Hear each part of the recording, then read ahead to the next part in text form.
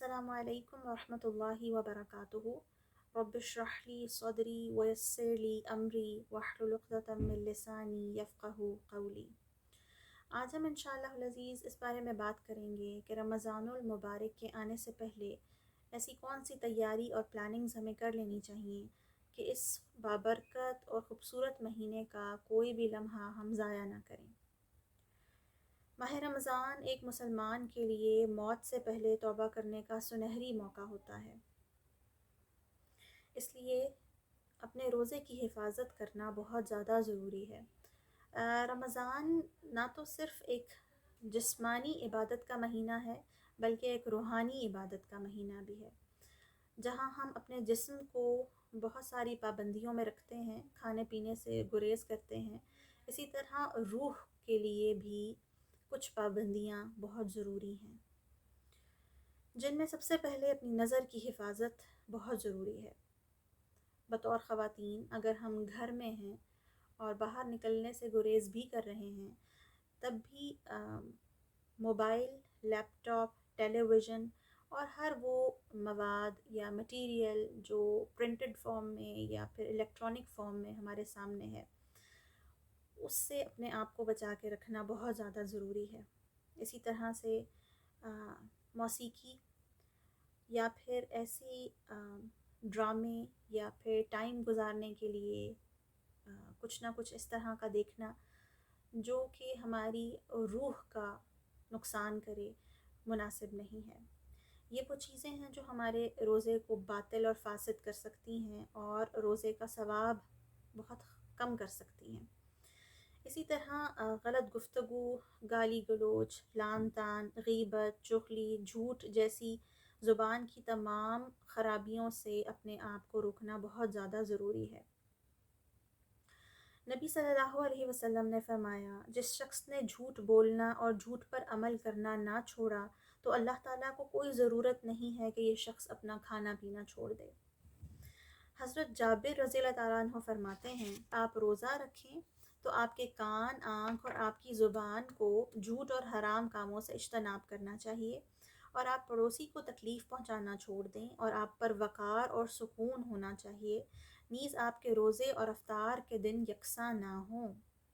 यानी अय्याम रमज़ान में एक वाज़े तब्दीली नज़र आना ज़रूरी है। तो ये तब्दीली सिर्फ़ खाली पेट होने से नहीं होती। इस तब्दीली के लिए यहाँ स्पेशली वक़ार और सुकून का लफ्ज़ इस्तेमाल हुआ है, यानी ये वक़ार और सुकून हमारी शख्सियत में झलकना चाहिए और ये तब होता है कि जब हम अपनी नज़रों की हिफाजत करते हैं। फिर इस चीज़ का ख़ुसूसी एहतमाम किया जाए कि रमज़ानुल मुबारक में कुरान मजीद की तिलावत बकसरत की जाए, ज़िक्र अस्कार बकसरत किए जाएँ।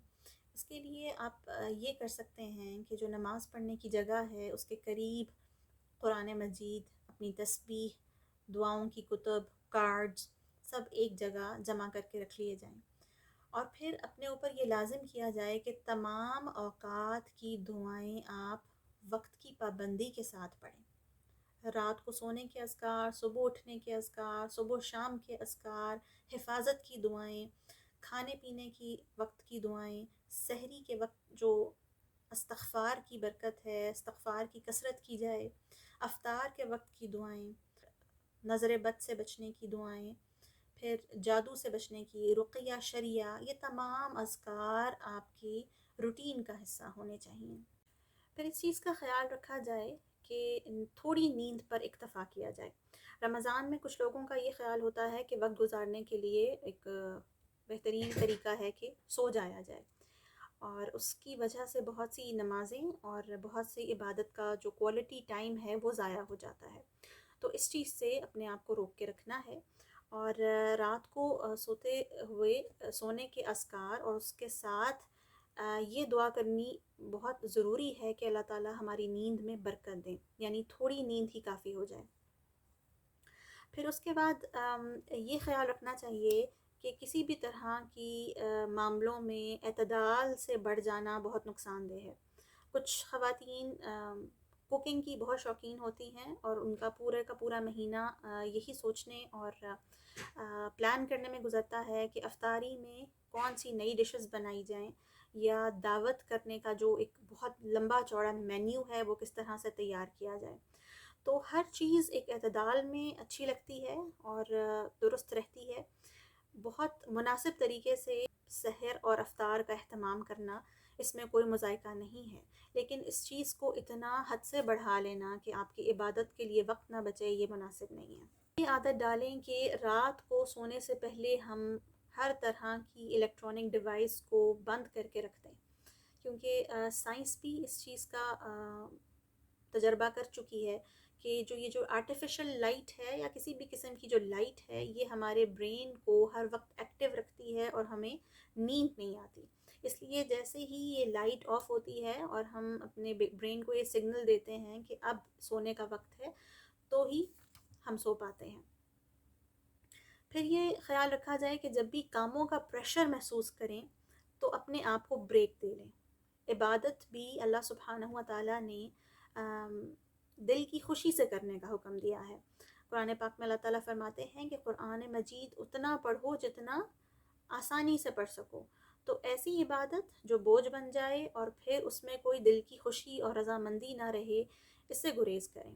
لہٰذا عبادت کو اس طرح تقسیم کریں کہ اگر آپ کچھ دیر تلاوت کر چکے ہیں تو پھر عبادت کا موڈ چینج کر لیں. آپ کچھ نفل ادا کر لیں، یا آپ کچھ اذکار کر لیں، یا آپ واک کر لیں، کچھ چہل قدمی کریں اور اس کے ساتھ اذکار کر لیں، یا آپ لیٹ کے اذکار کر لیں. اپنے آپ کو ری سٹارٹ کریں اور اپنے آپ کو فریش رکھیں. ایسی عبادت جو انسان کو بری طرح تھکا دے اور پھر اس میں مستقل مزاجی نہ ہو سکے، اس کا پھر فائدہ نہیں ہوتا. پھر یہ بھی خیال رکھیں کہ سپر وومن بننے کی کوشش نہ کریں. جو کام استطاعت میں ہیں وہی پلان کریں اور اپنے شیڈیول کو اس طرح سے رکھیں کہ آپ وہی کام لگاتار کر سکیں. جذبے میں اور ایموشنل ہو کر شروع میں بہت زیادہ کام کرنا، عبادت بہت زیادہ بڑھا لینا، اور اس کے بعد کچھ دن کے بعد اتنی تھکن اور اتنی سستی ہو جائے کہ پھر وہ بالکل ہی نہ کر سکیں، اس کا پھر فائدہ نہیں ہوتا. بہت سارے لوگ بہت سوشل ہوتے ہیں، تھی پولائٹلی نو کہنے کا جو انداز ہے وہ اپنائیں، کیونکہ رمضان میں جو وقت ہے وہ بہت قیمتی ہے. کچھ میٹنگز، ایسی گیدرنگز یا پھر موبائل پہ لمبی باتیں، ان سے گریز کریں اور جہاں تک ممکن ہو بہت آرام سے، تحمل سے اور اچھے انداز میں لوگوں کو ٹال دیں. دعاؤں کی قبولیت کے جو اوقات ہیں انہیں ذہن میں رکھنا بہت ضروری ہے. سحری کے وقت اور افطار کے وقت اللہ سبحانہ و تعالیٰ خصوصی طور پر دعائیں قبول فرماتے ہیں، اس لیے دعاؤں کا خصوصی اہتمام کرنا چاہیے. میری دعا ہے کہ آج کی یہ کچھ باتیں آپ کے لیے مددگار ثابت ہوں، اور انشاءاللہ العزیز ہم سب کا رمضان پچھلے ہر رمضان سے بہترین گزرے. انشاءاللہ العزیز اللہ سبحانہ و تعالیٰ ہمیں اس رمضان کے ایک ایک لمحے سے بھرپور فائدہ اٹھانے کی توفیق عطا فرمائے. اور جب ہم اس رمضان سے گزریں تو ہمیں اللہ سبحانہ و تعالیٰ ان خوش قسمت لوگوں میں شامل کریں جنہیں اللہ تعالیٰ نے معاف فرما دیا اور جن کے لیے اللہ سبحانہ و تعالیٰ نے جنت الفردوس لکھ دی.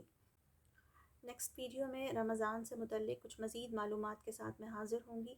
تب تک کے لیے اجازت. سبحانک اللہم و بحمدک نشہد ان لا الہ الا انت نستغفرک و نتوب الیک. السلام علیکم ورحمۃ اللہ وبرکاتہ.